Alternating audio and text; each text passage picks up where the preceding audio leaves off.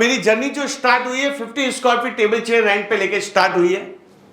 एक स्टूडेंट से 2 बने, 2 से 3 बने और आज यहां तक पहुंचा। यहां तक पहुंचते पहुंचते मुझे 13 साल लग गए।